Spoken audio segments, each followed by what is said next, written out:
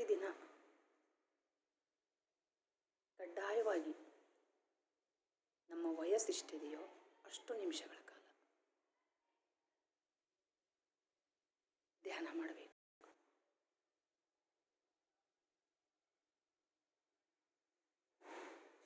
ಆಲೋಚನಾ ರಹಿತ ಸ್ಥಿತಿಯೇ ಧ್ಯಾನ.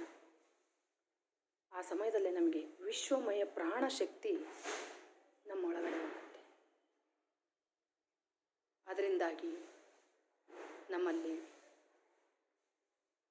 ನಾಡಿ ಮಂಡಲ ಶುದ್ಧಿಯಾದಾಗ ಶಾರೀರಿಕ ಆರೋಗ್ಯ, ಮಾನಸಿಕ ಶಾಂತಿ, ನಿಮ್ಮಲ್ಲಿ ಏಕಾಗ್ರತೆ ಹೆಚ್ಚಾಗುತ್ತೆ, ನೆನಪಿನ ಶಕ್ತಿ ಹೆಚ್ಚಾಗುತ್ತೆ, ಆತ್ಮವಿಶ್ವಾಸ ಹೆಚ್ಚಾಗುತ್ತದೆ.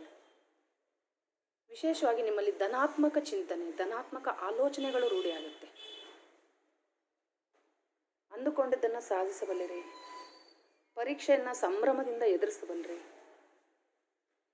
ಆದರೆ ಕಡ್ಡಾಯವಾಗಿ ಪ್ರತಿದಿನ ಮಾಡಬೇಕು. ನಮ್ಮ ವಯಸ್ಸೆಷ್ಟಿದೆ ಅಷ್ಟು ನಿಮಿಷ 2 ವಾರ.